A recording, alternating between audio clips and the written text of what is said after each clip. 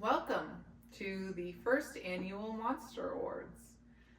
When Kevin approached me with this idea, I thought it was a good one, which I can't say about all of his ideas, but this one I really liked, and it ended up being a really fun experience. I reconnected with the love of filmmaking, viewing, and analysis.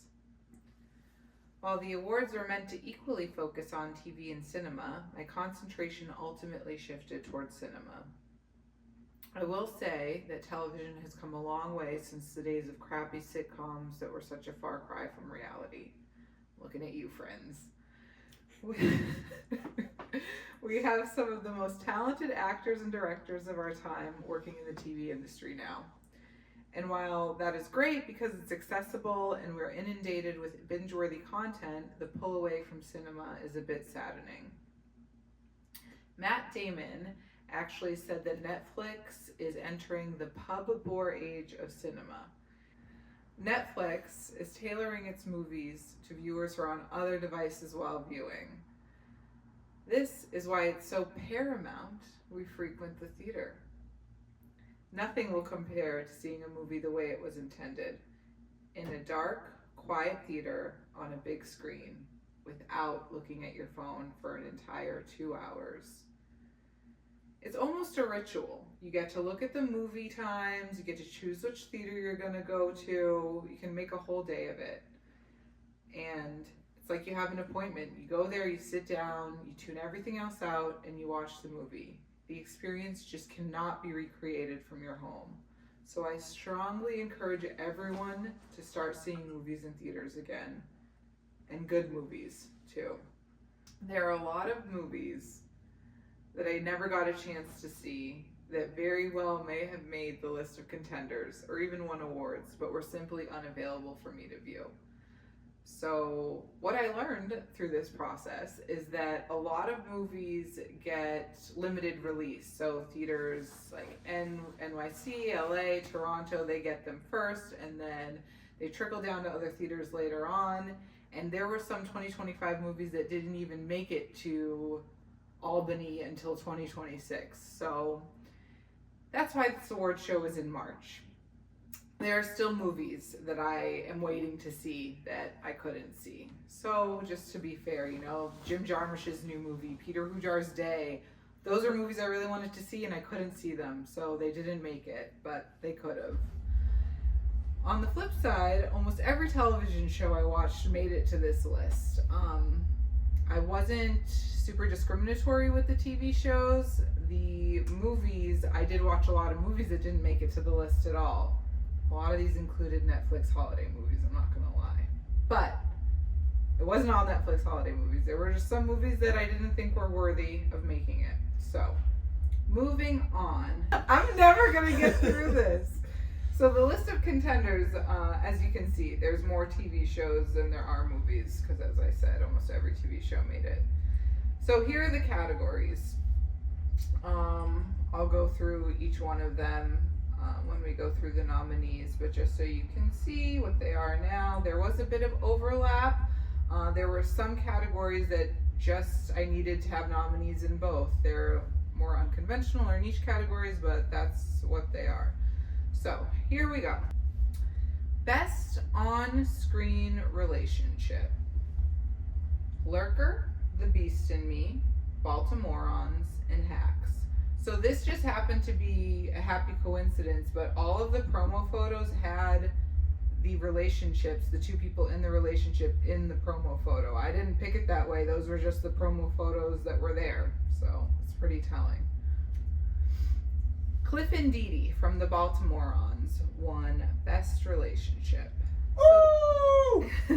So this is a Duplass Brothers production. I love the Duplass Brothers, everything they do. They're kind of like the kings of independent cinema for the past decade or two. So Cliff and Dee Dee are a bit of an unconventional relationship. Older dentist, younger alcoholic in recovery with former improv experience. And what I thought was so effective about this relationship is that these two characters had no idea how desperately they needed each other in each other's lives, and that's why it was so successful. Strongly urge you to go see this movie. Next category, biggest surprise. So this category kind of encompassed any kind of surprise, whether it's visual, filmmaking, storytelling. Like the nomination for Severance is because the main character walked into an office filled with goats. Like that was a pretty surprising scene. The winner is Left-Handed Girl.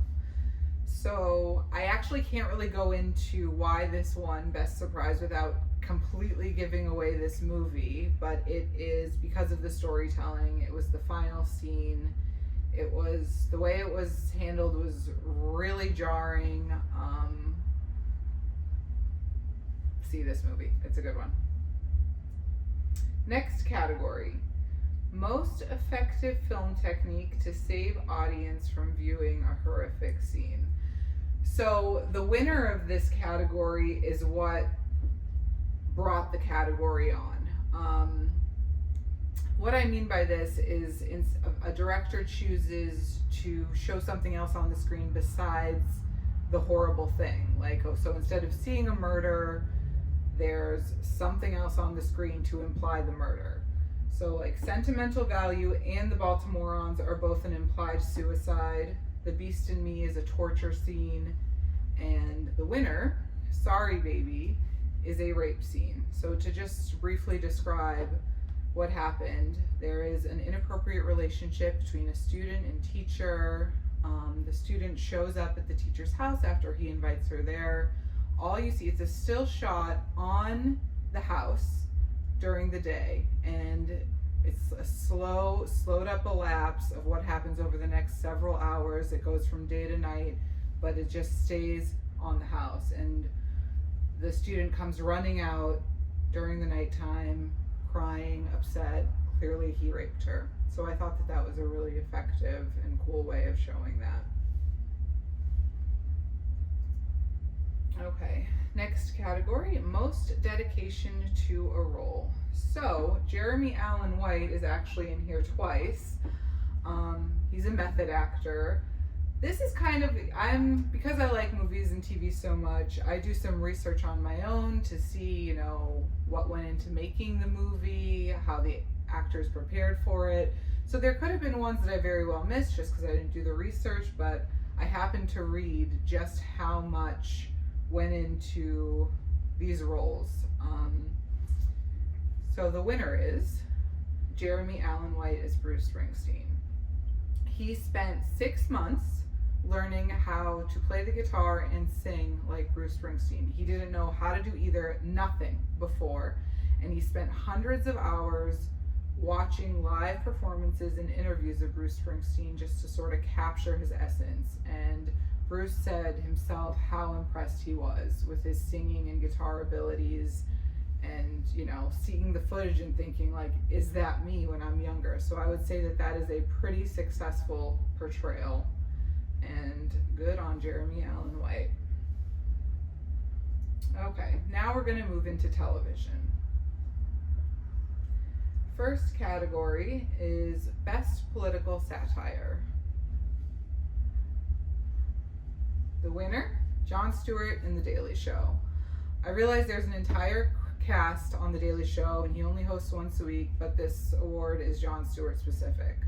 I think he has a captivating ability to poke holes. His approach to the hypocrisy of politics is refreshing and energetic, and may he continue to steamroll over Chuck Schumer's reputation and demand better for all of us. Good on Jon Stewart. Next is Best Portrayal of Class Division. So because of what's going on in the world, I think there's a lot of movies and TV shows that are doing social commentary, and so that's how this category was born. It just seems to be something that people are focusing on. So most of the nominees, like Severance is an employer-employee thing, The White Lotus is an employer-employee thing, but also an employee/guest thing. Hacks is an employer-employee thing, but the winner, all her fault. What happened here was really interesting. So they had two characters. They were arrested for the same exact possession charge, but the one who ended up going to jail didn't have enough money to pay bail, so he ended up spending several years in prison, and he wound up dead at the end of the show because he had to turn to crime, he was pressured, he didn't have any money, he died. The one with connections, I think he was like the detective's son wanted to get into a good school, so the father of the guy who had the possession charge was the dean of admissions, and he made a deal with the detective to let his kid into the school if he dropped the charges. So same exact charge, the guy with the money and the connections got off scot-free, the other one wound up dead. I thought that was a pretty accurate representation of what would happen with someone with money versus no money. Okay, next. Made me laugh. So we have, all of these are really good. All of these made me laugh. I thought they were great comedies. Everyone was done really well. But I chose Too Much.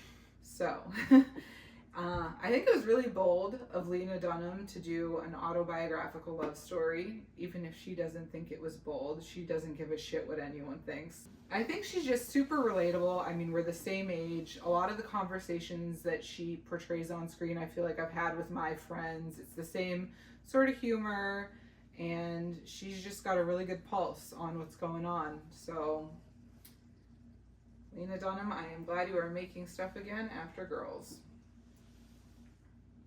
Okay, next is the scene that most closely reflects a real world situation. These are scenes or episodes where the viewer feels like they lived the situation. And the winner is The Bear. The name of the episode is Goodbye. It's the season finale of the last season. It's shot in the back of the restaurant. The whole thing is shot there. It's like, looks like some shed dumpster scenario in the back of the restaurant. And it starts off the conversation with Carmi and I think it's cousin, but I think it's cousin. And then, Sugar enters and what's her name? Io's character, whatever. One at a time, people enter, and it just feels, again, like something like a conversation that I've had before. Every moment I watched it, I felt like everyone that's watching this must feel like they know exactly how, like, they've lived this experience before. Carmi makes a life-altering decision and has to, like, he finally gets the guts to tell everyone that's going to affect their lives, and their reactions kind of just go through that human emotion of, like, really upset to sort of acceptance. It's just done really well. So I love The Bear. Okay, next, best suspense. So this isn't a category I'd normally care about or include, but I watched a couple of suspense shows this year, so here we are. The winner is Task. So, like I said, suspense isn't really my thing, but I think it was more than a crime drama. It kind of explored loss and family, suburban drug use, poverty. The relationship between the two main actors was a task in itself. I love a slow build and more paced character development. It really lets the viewer get immersed in the world. I don't give a shit about like fast-paced action shots or anything like that. I like to sort of just live with the characters and be in their world, and this show gave a lot of that. Next, we have Best Male Actor in a Leading Role. So we've got Matthew Rhys in The Beast in Me. I never remember his name. Plop from The Office in All Her Fault. Jake Lacey maybe. Mark Ruffalo in Task, or Stephen Graham in Adolescence. And the winner, again, is Mark Ruffalo. Mark Ruffalo's vulnerability is so undeniably relatable, it's almost sexy. He plays yet another character in an impossibly difficult situation, which is kind of his jam. That's the character he's always playing, and it just puts us in his corner. It's not like he's begging for the audience to be in his corner, but he's so effective that he just makes the audience weep for him, and I think he deserves this award. So next we have Best Female Actor. Megan Stalter, Too Much, Carrie Coon, White Lotus, and Rhea Seehorn in Pluribus. So to be fair, I didn't get past 2 episodes of Pluribus, but Rhea Seehorn is such an amazing actress. She deserved the nomination. The winner is Carrie Coon. She had some big performances to contend with, not only among other TV shows, but in this very cast. Parker Posey's Southern Drawl and Amy Lou Wood's mouth dominated the internet when it came to White Lotus. But I think Carrie Coon missed out on a big piece of attention. The way she maneuvered gossipy adult female friendship was the most memorable performance in the series. Look at her facial expression just in this photo. That deserves the award alone. I wish I was her friend. I really like Carrie Coon. So the next category is Best Show, Best TV Show of the Year. So before I get there, I just want to say there were a lot of shows that probably would have traditionally been included in this. Like, I enjoy Severance, but I think it's overhyped. I love The Bear, but I thought the writing was the weakest this season out of all the seasons, except for that last episode, which I mentioned. And as I just said, I didn't get past episode 2 of Pluribus. So having said that, the best overall is Adolescence. It's the only nominee, and it's the winner. It's the only show that really blew me away. So that's what it is. A lot of people were hesitant to watch this show because they had kids, and some flat out refused to watch it because of the content. And I think that's a sign of a pretty powerful show. This is one of the best portrayals of the effects of toxic masculinity I've ever seen. And a big part of that is that it's not in your face, shoving it down your throat. It's kind of in the subtle, sort of overarching behaviors of Stephen Graham's character, the way he talks to his wife. He's also seems to be unaware of what's going on in his children's lives. I think that the son actually ended up getting an Emmy for as the youngest man to ever win an award for a show. And I think it's important to mention that each episode was a oneer, which is just crazy because there's so many extras in so many locations. It's just a beautifully done show that clearly they put their heart and soul into it. So I really think it deserves this award. This is just a special shout out to What the Fuck Was That? This is the worst show I saw in 2025. All's Fair. So this was made by Ryan Murphy, who is one of the most prolific TV creators of our time. And I really like a lot of his work. Like, I think he did some great stuff with The Politician in Hollywood and certain seasons of American Horror Story. Even that Truman Capote show, that was great. But it was really disappointing to see that he's clearly just a celebrity icon chaser. I mean, he cast this show with Kim Kardashian. He made this show so Kim Kardashian would star in it. And she's a disaster. The writing is surface level at best and pretty cringy. Even Sarah Paulson, who's an almighty actress, could not save this show. So, I mean, I made it through it because I told myself I would, but it was hard to swallow for sure, and it was a shame. But I'll probably watch that JFK thing he made pretty soon. Okay.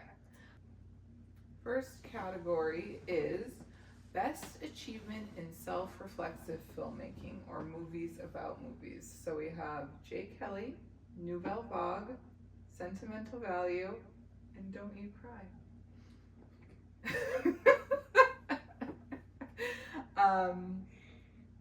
I love this category just because as someone who loves movies so much, I love watching movies about movies and even making them sometimes. Okay, the winner is Nouvelle Vague. I may be biased because the New Wave played such a seminal role in my love of cinema, but I felt like watching this movie was like eating a giant cupcake. I mean, when I was in film school, this is what I went to class for, was out of all of the different camera movement and histories after 1959 and all the ridiculous classes I took, the French New Wave was my favorite by far. So this was just, it was Richard Linklater who made this movie, and it was just kind of like a love letter to that time, and specifically the movie Breathless, which was sort of famed as starting this movement, and Godard and Jean-Luc Godard being the sort of forefather of the new wave, and seeing him act as a philosopher on set of filming this movie, and seeing all of the other major players like show up in this movie and talk about cahiers du cinema and the French auteur world. I just really enjoyed watching this movie. So if you like movies, you should watch this one. Next, I have off-the-cuff filming style, or eye candy. So this is pretty much just visual. Like, this is just eye candy, like the category said. And the winner is Die My Love. You can even see from this promo pic the sort of saturated colors. So it was shot on film, and the daytime scenes were actually shot in Kodak Ektachrome, which gives it that sort of saturated hue. And the aspect ratio was 4:3, which is really unconventional for these days. That's more of an old Hollywood thing. They don't really shoot in that anymore. But the director, all of the decisions she made were on purpose. Lynn Ramsey is a very visual director. So she chose this because it kind of gives more of a boxy effect, and it makes the whole thing feel a little bit more claustrophobic, which this movie definitely is. She spent a lot of time choosing the color palette. Jennifer Lawrence's wardrobe became muted more over time. And also, I just want to say, any production that blurs the lines between dream and reality, count me in. I love that shit. So, oh, and also Jennifer Lawrence's choreography, the way she moves is part of the visual appeal as well. So, but this is a theater watch. You got to see this one in the theater. Big screen for sure. Okay, next is best slice of life film or a depiction of the everyday. So, lots of good contenders in this category, but I picked Quand vient l'automne. And this is a French movie, obviously, so there's a lot of mundane scenes, a lot of sort of eating dinner and lying in bed and going for walks, and I found all of it super captivating. The movie itself it's really interesting because it sort of demands the viewer to be introspective. It doesn't give you all the information that you need to make an informed decision. So you have to sort of self-reflect and decide which side you're going to take. And that's all illustrated beautifully through these little mundane everyday scenes. So maybe not on everyone's radar, but this is a movie that you should go see for sure. The next is the movie that checked all the boxes, or it would get an A+. Like, I think maybe 100% on Rotten Tomatoes. All the film critics and moviegoers alike would just love this movie.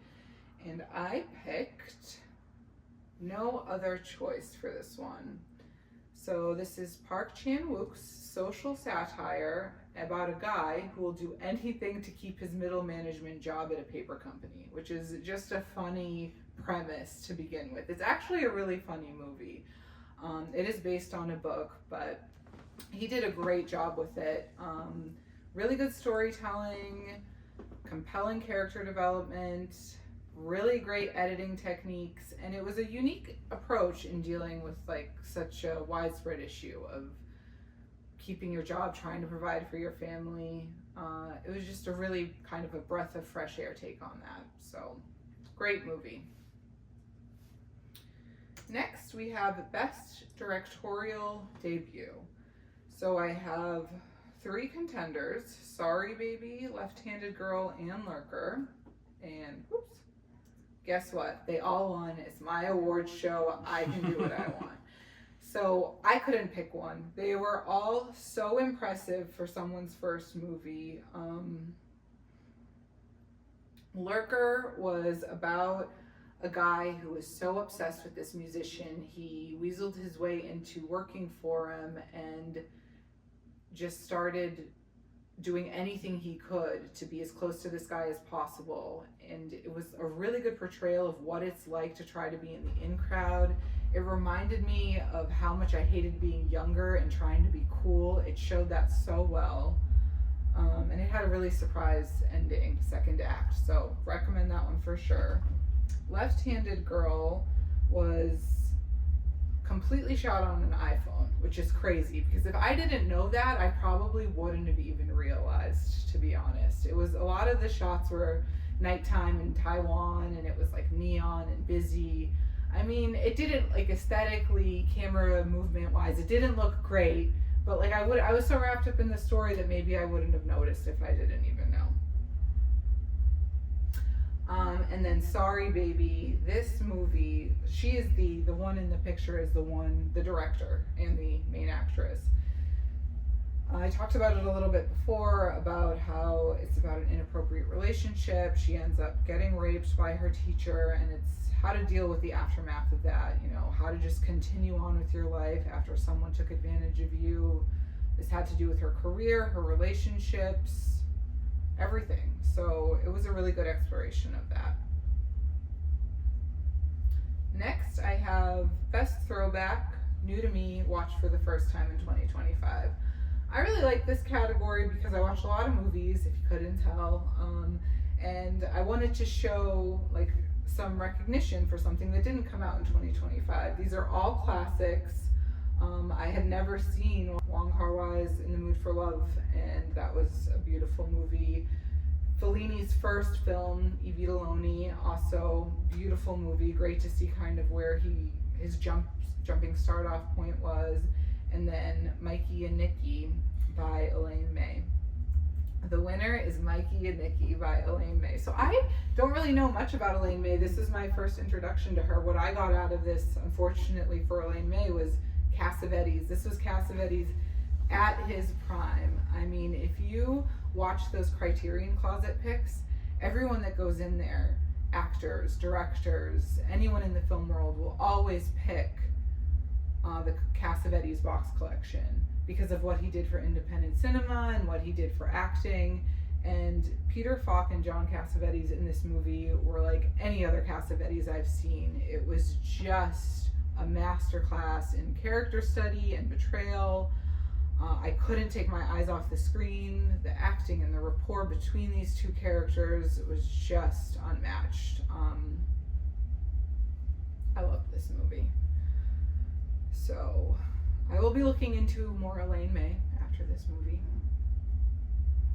All right, now we have the Best Actor nominees.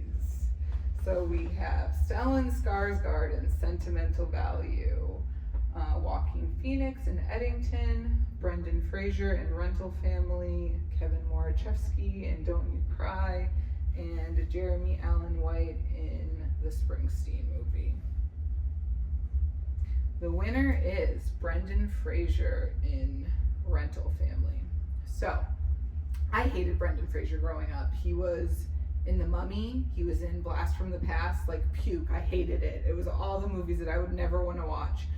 But then Hollywood shunned him because he got groped and like he was just not getting any more roles. He got on antidepressants, gained a bunch of weight, and now all of a sudden he's back.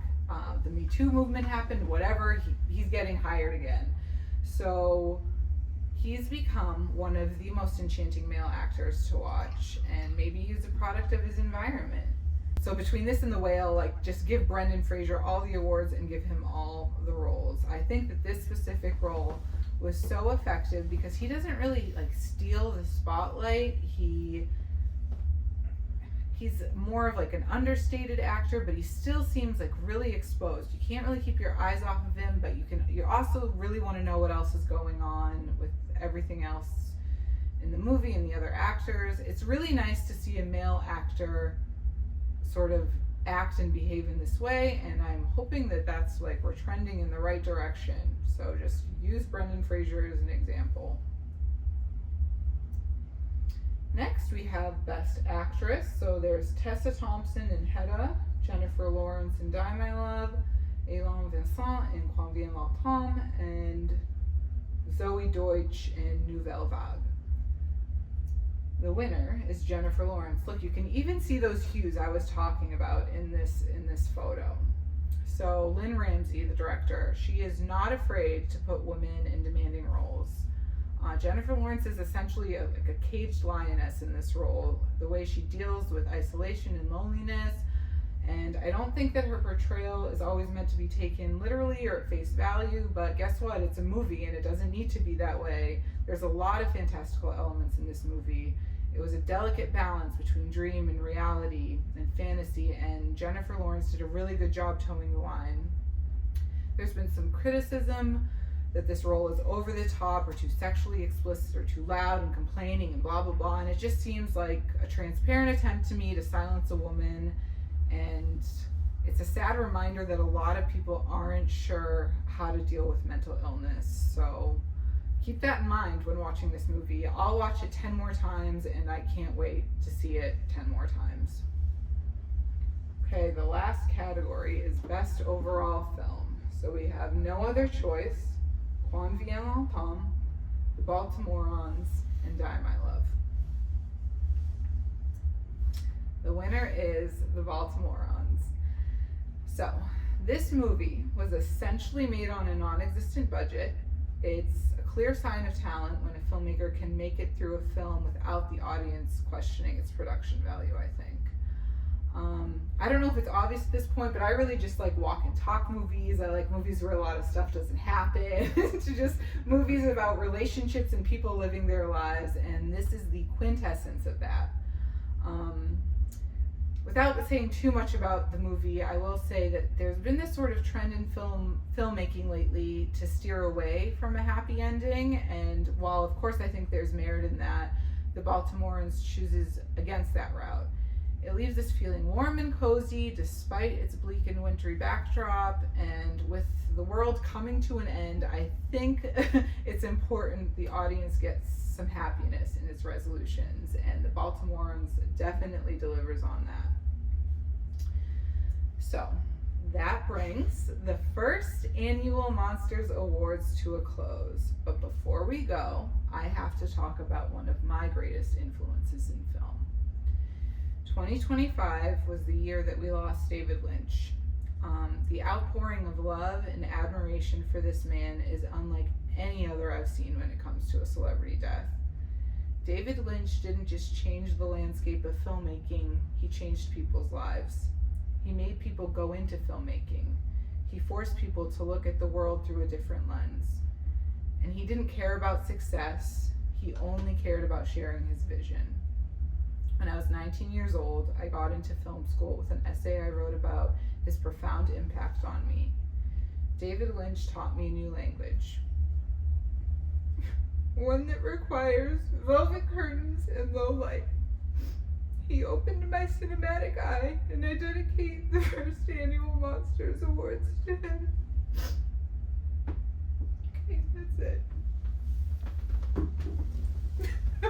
I can't believe